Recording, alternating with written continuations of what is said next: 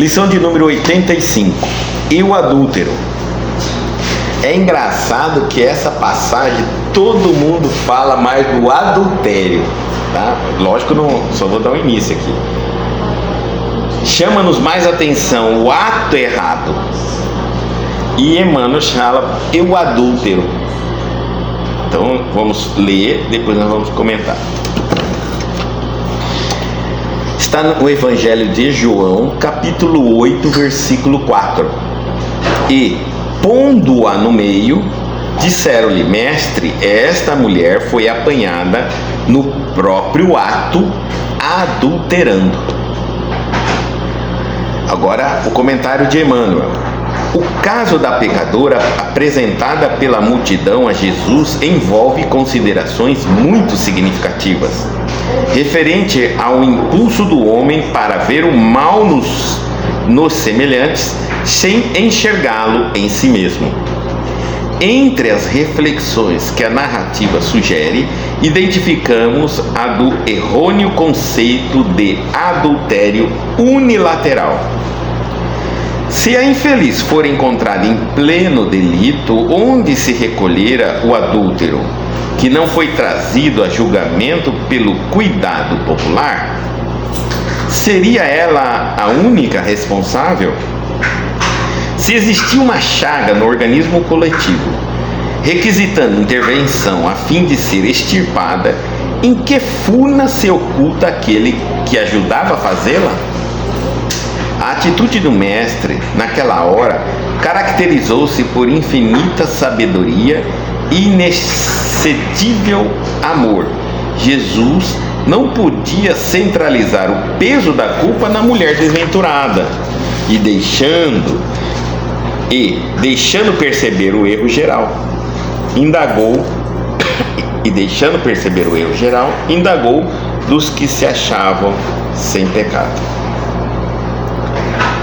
O grande e espontâneo silêncio que então se fez constituiu resposta mais eloquente que qualquer declaração verbal.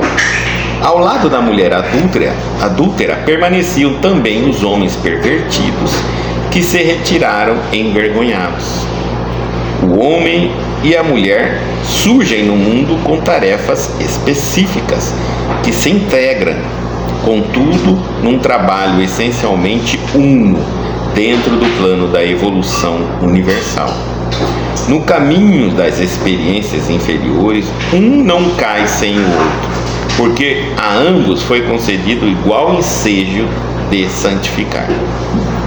Se as mulheres desviadas da elevada missão que lhes cabe prosseguem sob triste destaque no caminho social, é que os adúlteros continuam ausentes da hora do juízo, tanto quanto no momento da célebre sugestão de Jesus. Então, aqui é um momento muito comentado, essa passagem na Bíblia, né? Bastante comentado, só que muitas vezes as pessoas lidam só com o tema, o adultério, ou seja, o erro. É a nossa tendência de nós enxergarmos mais o erro. Aqui, Emmanuel já entra dando-nos uma visão sobre essa passagem e o adúltero, porque a mulher já estava punida, já estava pega, já estava acusada, foi levada até Jesus, mas e o outro? Então ele inicia assim. Então, e o adúltero? O caso da pecadora, vou lendo e vou comentando. O caso da pecadora apresentada pela multidão a Jesus envolve considerações muito significativas, referente ao impulso do homem para ver o mal nos semelhantes sem enxergá-lo em si mesmo. É a nossa tendência, tá? Todos nós temos isso. Nós enxergamos o mal nos outros, mas temos dificuldade de ver o mal em nós mesmos. Então é natural, é nosso isso. A gente é especialistas em apontar os erros alheios, mas muito difícil de enxergar os nossos e admitir que os temos. Mesmo os pequenos erros, todos nós, eu também sou assim, sem exceção. E é um dos motivos da reforma íntima é essa, fazer com que a gente verta essa cultura, que a gente passa a ser um leão gigante especialista em encontrar os nossos erros, mas passa a ser uma formiguinha, uma pulguinha para enxergar os erros alheios. Porque enxergar os erros alheios não nos faz crescer, não nos desenvolve, não nos evolui. Enxergar o erro em nós e tomar uma atitude para reparar, isso é melhor para nós, sem dúvida alguma. Então, continuando a lição, entre as reflexões que a narrativa sugere, identificamos a do errôneo conceito do adultério unilateral. Ele está falando assim, esse é um erro grave da nossa sociedade. Não existe adultério unilateral. Todo adultério ocorre de duas partes, por duas partes. O homem, no caso, o homem e a mulher. Aqui nós estamos falando de um casal comum, né?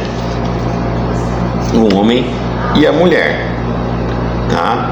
Então, mas o machismo daquela época e o machismo atualmente na nossa sociedade ainda tentam imputar o peso do adultério mais à mulher, porque na cultura nossa machista é muito comum os pais ensinarem aos filhos que eles têm o direito, né, de namorar, fazer sexo com quantas mulheres eles quiserem, mas a mulher não, a mulher não pode. Compreenderam? Então, que os homens têm que ter mais experiências que a mulher.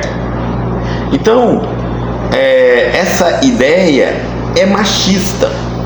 Tanto o homem quanto a mulher têm que se preservar, tanto um quanto o outro, tá bom?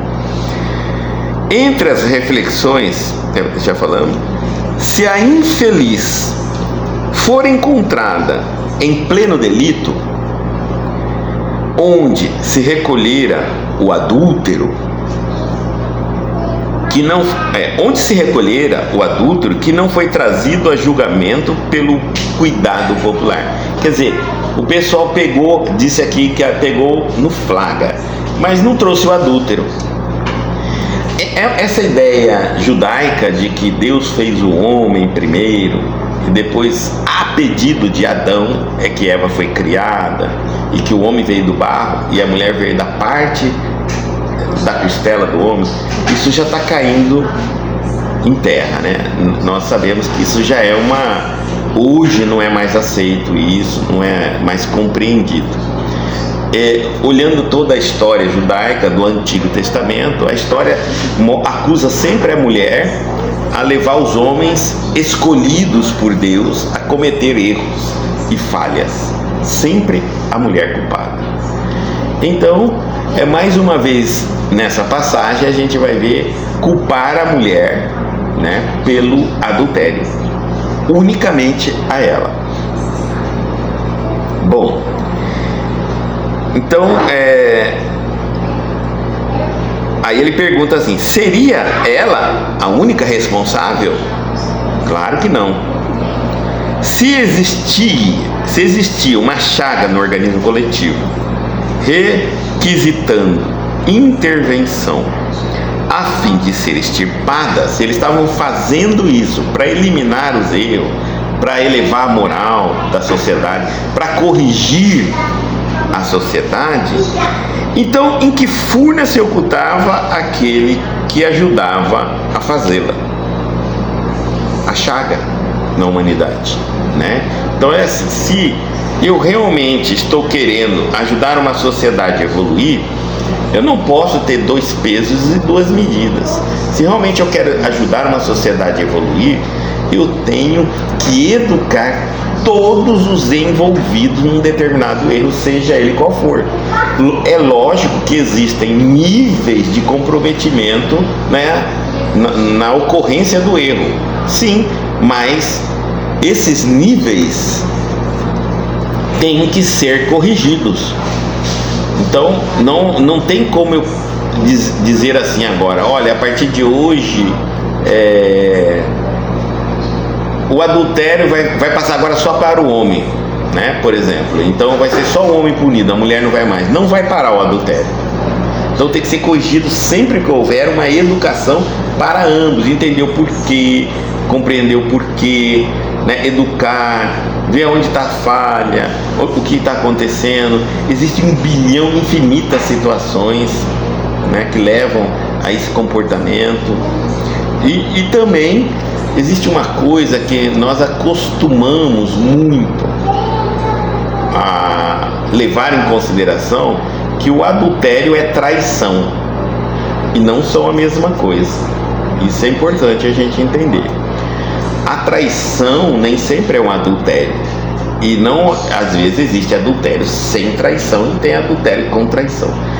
Traição, né, é quando eu posso trair meu pai, minha mãe, meu irmão, minha esposa, meu filho, meu melhor amigo, e não cometer adultério com eles.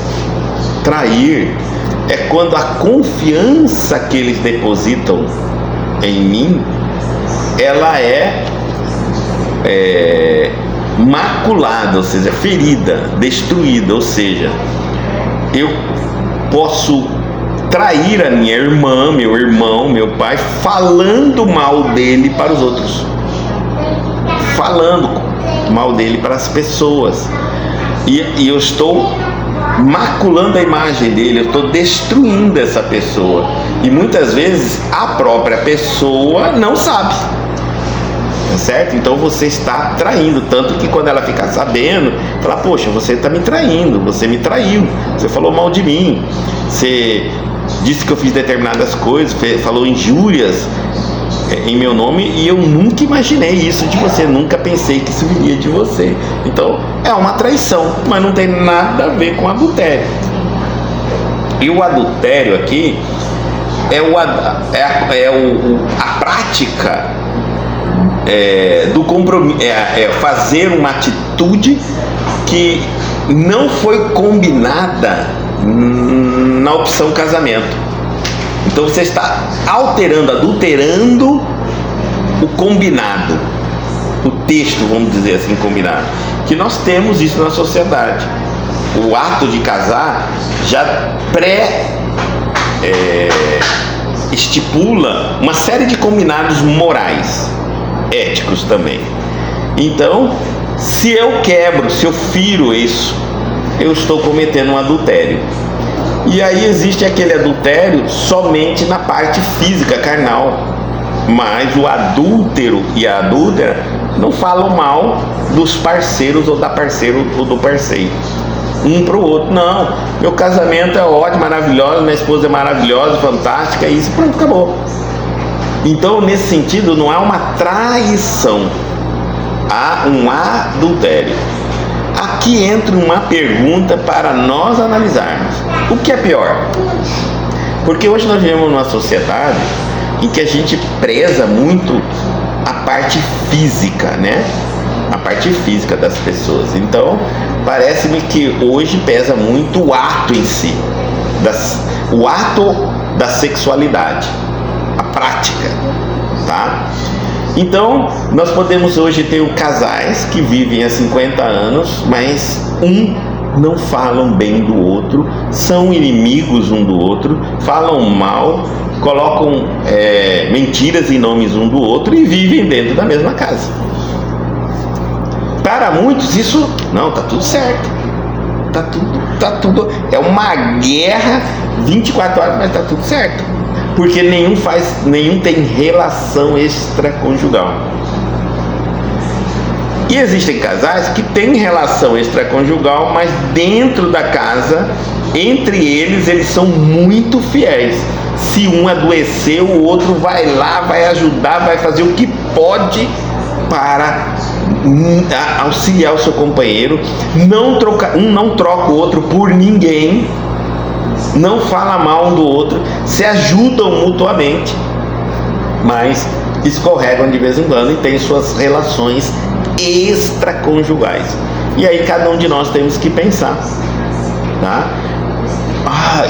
depende de como é a tua cultura. Para muitos,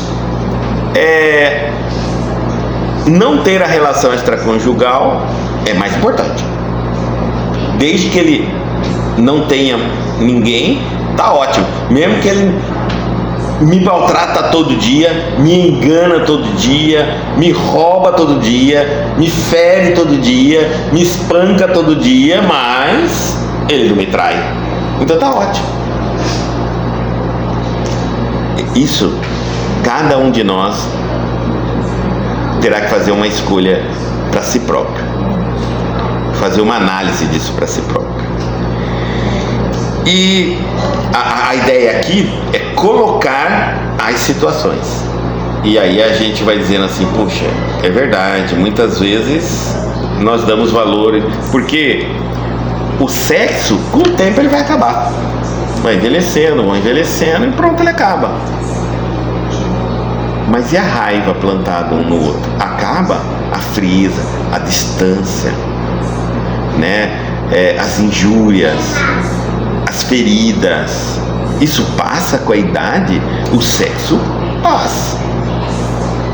E então qual é mais importante? Aí nós vamos continuando. A atitude do mestre naquela hora caracterizou-se por infinita sabedoria e inexcedível amor. Você vê como que o mestre, nem no momento grave, ele não excede o amor. Ou seja, até no proteger alguém, ele não excede a proteção. Porque respeitar as leis de causa e efeito é amar a Deus. Quando eu interfiro nas leis da consequência de causa e efeito, eu estou destituindo Deus do seu lugar. E estou dizendo, a partir de agora, aqui na minha casa, é eu, Senhor, que determino o que pode, não pode, o que é certo, o que é errado. É o que nós fazemos muito. Muitas vezes o criminoso é na casa do outro. Quando alguém da minha casa faz a mesma atitude, ele não é criminoso, eu defendo. Então, o Cristo, o seu amor, ele era inexcedível, não excedia, não passava da medida, é dado àquela pessoa exatamente o que ela precisava naquele momento, naquela situação, e não ultrapassava. Porque se ultrapassasse, era ele que estaria sendo injusto com quem não merecia mais, além daquilo que ele já estava ultrapassando a medida do que ela merecia. Então ele estava sendo injusto. E aí ele estava sendo injusto não só com a mulher, quanto com o adúltero. E aí nós vamos entender assim, e uma infinita sabedoria, porque ele, compreendendo as leis dos homens e a forma como a sociedade estava mergulhada em seus conceitos, ele soube trabalhar isso com muita tranquilidade. Caracterizou-se por infinita sabedoria e inextinguível amor. Jesus não podia centralizar o peso da culpa na mulher desventurada, de forma alguma.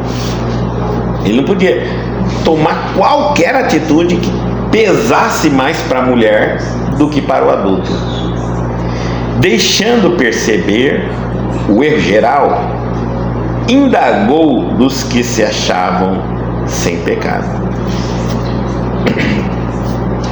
Então chegam, acusam a mulher. Jesus pergunta qual é a lei, aí eles dizem apedrejá-la até a morte, outros apedrejá-la, e etc, etc.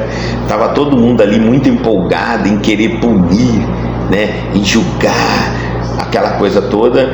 Então Jesus indaga a eles: aqueles que não têm um pecado, atire a primeira pedra, se encontra sem pecado, né? Então ele mostra às pessoas que todos que estão ali têm erros, tem algum pecado, é um erro, né? Qualquer erro. Ele não falou só ligado à mulher, qualquer erro, mostrando para nós que todos nós temos erros. E por que julgamos um, julgamos outro?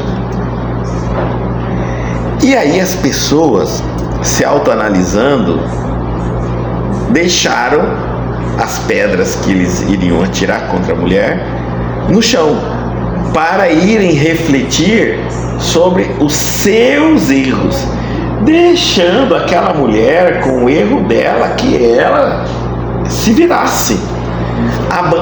Mais uma vez, Jesus demonstra que às vezes é mais justo abandonarmos as leis humanas, a moral humana, para seguirmos a moral divina, a moral de Deus e as leis de Deus. Mais uma vez, porque a nossa lei sempre foi punitiva. A gente espera acontecer para ir lá e punir, mas não toma nenhuma medida para educar, para ensinar as pessoas, fortalecer as pessoas a compreensão, de maneira que elas fiquem mais fortes e não caiam no erro. Por exemplo, levantar uma discussão na sociedade sobre adultério, sobre traição, expor isso na sociedade, discutir isso na sociedade, ver aonde que está acontecendo os problemas, em que situações, e trabalhar a educação nesse sentido. Então, indagou os que se achavam sem pecado. Ele mostra para nós, o Cristo, que antes de nós punirmos e julgar qualquer erro, temos que olhar para o nosso. Às vezes nós não temos o erro igual, mas temos um erro também, né? Então, deixemos essa chamada, esse julgamento para aqueles que estão, para Deus, né? A Deus. Mas, Guto, há coisas que existem leis e que, se a gente faz, está errado e tem que ser punido. Pois é, a nossa lei só pune e pune. E através de milênios de anos, a gente percebeu que punir não adianta nada, porque a humanidade não evoluiu. O que adianta é educar. Educar é trabalhar antes, né? Na compreensão do erro. Mas isso, e um povo educado é um povo livre. Isso. E nós sabemos que hoje o sistema quer aprisionar o povo e não libertar um povo. Então se cria cada vez mais leis. Leis e leis e leis, que até uma contradiz a outra. E leis, como não educam o povo, o próprio povo utiliza as leis para atingir um ao outro, dentro da lei. E aí a justiça humana acaba ficando sem nenhuma moral, sem nenhuma condição, sem nenhum instrumento para impedir que o erro ocorra na sociedade, que afinal de contas a justiça não era para impedir que isso ocorresse, para dar um certo senso de segurança, de justiça e de equilíbrio na sociedade. Hoje mesmo nós vemos o que, né? Alguns vão dizer assim, já vem política. Não, gente, hoje nós estamos falando de justiça e tudo mais. Nós estamos vendo que os maiores escândalos que existem é no Supremo, é no STF. Tá certo? E isso está fazendo com que o povo senta para assistir o absurdo na alta corte do nosso país, que deveria ser os guardiões da justiça. E como nós estamos falando, hoje as pessoas tomam conhecimento da lei para continuar errando por falta de uma educação dentro da lei. Somente isso. E se continuar assim, não vai ter lei que vai parar. Não vai ter lei. Isso é igual você proteger uma casa para não entrar bandido. Põe a grade, ele pula. Põe o muro, ele pula. Põe cerca elétrica, ele corta. Põe alarme, ele corta, a energia não toca. Mas quando se toca, tudo que você criar, quando o bandido quer entrar na sua casa, ele entra. Ele só aprende como funciona e faz o inverso, impede aquilo de funcionar. A justiça está a mesma coisa, aprende como funciona a justiça e passa a usar a justiça de maneira errada a seu favor. É isso, e vai continuar, porque o povo não está sendo educado. Se eu, numa universidade, hoje nós sabemos que a universidade dá uma qualificação profissional, mas não educa o profissional. Então não adianta eu ser médico e não ter uma moral de salvar o ser humano. Eu vou fazer por dinheiro. Não adianta eu ser um advogado, um juiz. Eu vou salvar bandido aonde me dá dinheiro. Então nós estamos vivendo um momento na nossa sociedade onde nós temos que pensar em tudo, inclusive no próprio sistema que nos julga, nos pune, que determina na nossa sociedade o que é certo, o que é errado, o que pode e o que não pode. É uma crise gigantesca, não só no Brasil, em todo o mundo. E aí ele diz assim: o grande e espontâneo silêncio que então se fez constituiu resposta mais eloquente que qualquer declaração verbal. Então ali ficou um silêncio tão grande quando Jesus atira a primeira pedra, aquele que não tem pecado. Não precisou ninguém falar, eu não tenho, ou eu tenho, né? Não, todo mundo quieto jogou sua pedra e saiu. Eu acho que aquelas pessoas naquele momento queriam nem ter estado ali, porque tinham vergonha de um ter visto o outro ali, né? Com certeza ele nunca contou que esteve naquele momento com Jesus, porque senão ele também estaria ali dizendo para todo mundo que ele também jogou uma pedra, então que ele também tem um pecado, que ele também tem um podre. Então ninguém confessou isso para ninguém, só estavam entre eles as testemunhas visuais. E aí nós vamos ver o seguinte: existe, quando a gente perde aquela ferocidade, aquela ganância, aquele ímpeto de ir para cima de alguém quando erra, quando a gente analisa os nossos próprios erros, ou quando a experiência nos coloca em situações semelhantes. É aí que a gente percebe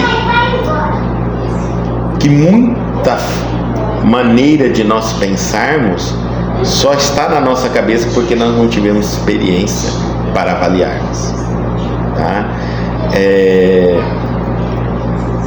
Por isso que às vezes aquele ímpeto, aquela ferocidade que a gente vê algumas pessoas querendo destruir a pessoa que comete o erro, matar, pena de morte, destruição. A gente vê que quando aquilo ultrapassa o limite da compaixão, do entendimento, do querer o melhor também para o bandido, porque ele é bandido não é só porque quer, né? Quando eu paro de utilizar esse instrumento e fico com aquela, eu quero destruir aquilo ali, esse ódio é porque está dentro de mim. É como se eu quisesse me livrar da culpa, destruindo esses que foram pegos em culpa. E aí como se eu fizesse uma equiparação para Deus. Olha, eu estou errando, mas quem errar eu pulo, pode deixar. Sabe? Eu quero acender uma vela para Deus e outra para o diabo. É o Robin Hood, só que de outra maneira. Robin Hood dos maus. Tem o Robin Hood dos bons, que você roubava os ricos para dar aos pobres. O Robin Hood do mal ele tem direito de cometer os erros e os crimes, mas pune os criminosos.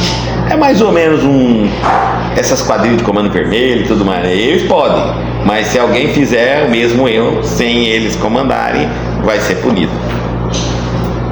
É a mesma coisa. Então,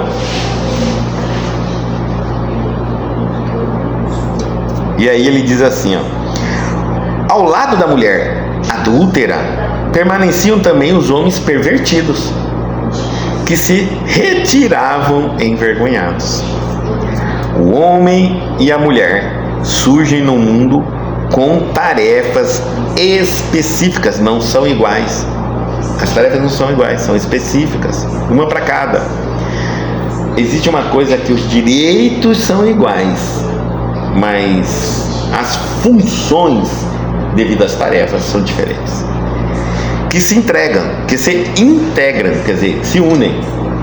Contudo, num trabalho essencialmente uno, dentro do plano da evolução universal.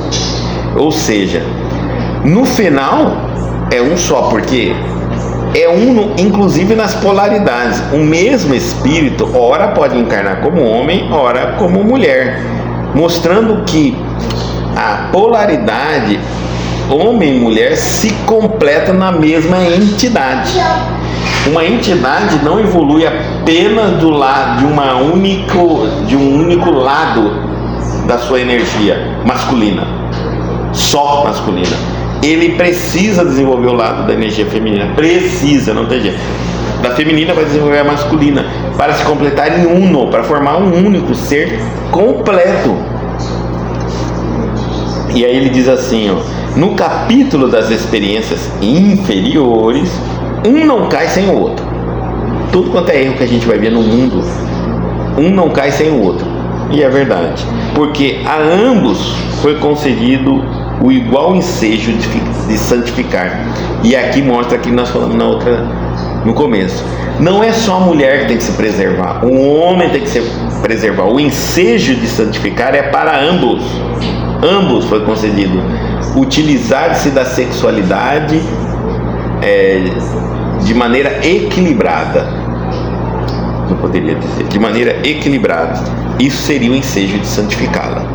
Não entremos nessa de que não é um homem está livre, o homem pode, mulher não, os dois. Se as mulheres desviadas da elevada missão que lhes cabe, aqui ele já mostra que a mulher tem uma missão e uma das mais elevadas, missão que lhes cabe, prossegue sob triste destaque no caminho social, e assim mesmo ela se encontra numa situação dessa, vista dessa maneira, julgada dessa maneira pela sociedade, é que os adúlteros, os que as julgam, os que as auxiliam a cometer o erro, continuam ausentes na hora do juízo, continuam julgando, continuam punindo, tanto quanto no momento da célebre sugestão de Jesus. Então, para que isso termine,